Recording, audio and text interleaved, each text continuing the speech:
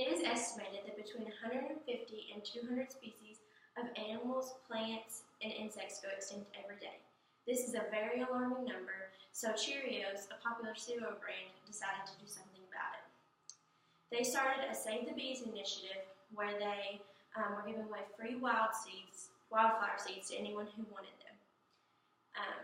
And they expected to give away 100 million seeds, and they actually gave away a whopping 1.5 billion seeds. Bees are very important to the environment because they populate everything. Without bees, our crops could not grow. But what about panda bears? I believe that we should be selective in which species we preserve and put effort into saving. Bees are clearly important in many ways, but panda bears do not serve any known purpose. Given the choice, which animal would you choose to save? When considering this question, I decided that there are three main points to consider when determining which animals to save: preserving the ecosystem, human benefit, and ethics. Biodiversity is so important to a healthy environment. We must take into account that different animals each do different things for the environment. We should save species that will help the ecosystem thrive. Most animals play an important role in their environment. Each has a job or a niche in their environment. There are some that do not serve a purpose in their ecosystem, though, and some that even harm their ecosystem. Elephants are an example of an animal that is endangered but also harms the environment. They break off branches and they push down trees, and with their reserves getting smaller, it's hard for the environment to repair from that. And that affects other animals in their environment. I'm not saying that we shouldn't save elephants because I personally love elephants, but we should take into account that they may not help their environment and maybe another animal does, and that might be a better animal to save. The predator and prey relationships is also very important. If the prey is taken out of the environment, then the predator will starve. And if the predator is taken out of the environment, then the prey may get overpopulated, and that can cause all sorts of problems. Another thing to take into account is the circle of life. Animals are meant to die. Some species just aren't meant to survive. And throughout history, species have gone extinct even before humans were involved. Species that help the human race should have more effort put into saving them. This may seem a little bit selfish, but it's true. Humans can benefit from animals and plants in many ways. One way humans benefit from animals and plants are medicines. We get so many of our vital medicines from plants and animals, and so we need them to be here. And we discover new cures and treatments every day, especially from these things. So there might be a cure for cancer out there in a plant or animal that might go extinct, and we may never find it.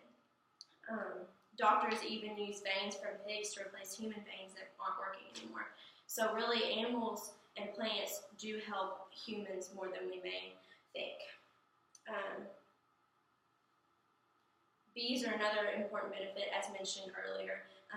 Without them, we would starve because our crops couldn't grow, and we wouldn't even have grass to feed our livestock. So how do you make the choice of which animals to save? Who decides this? I believe that animals should not be saved just for the simple fact because they are fun to look at in zoos or because they're pretty. They need to have a purpose, and they need to help the environment. I think putting money towards something that is just pretty is not really a great idea. And are humans obligated to save these endangered species just because sometimes it's our fault? So these are some questions that you have to think about. Now we can talk about some solutions to save these species. One solution set in place by the U.S. government is the Environmental Protection Agency. This agency was created in order to research and enforce environmental protection. They get money from the government each year, but the problem with this is that the government keeps cutting their budget, so they aren't getting as much money to help these animals.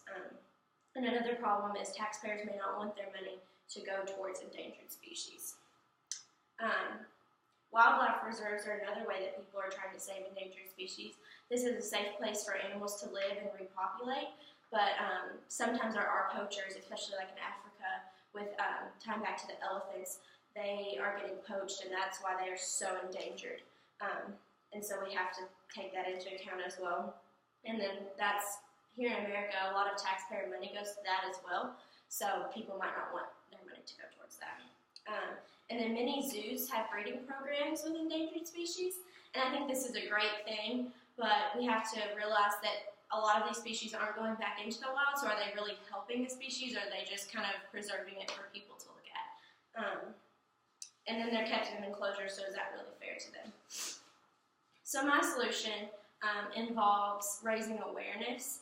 I'm majoring in animal science, and I'm planning to go to vet school. And after vet school, I think it would be really cool to work with exotic and endangered animals.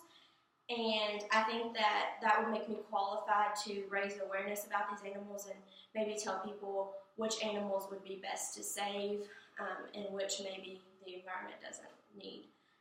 And I think by informing the public about species that are helpful and harmful, I think people will be better at choosing which species we should save. In summary, I think that we should be selective in which endangered species we choose to help and save. We explored 3 reasons during this speech, including preserving the ecosystem, human benefit, and ethical concerns. We have also evaluated other people's solutions to this problem, and I came up with my own solution.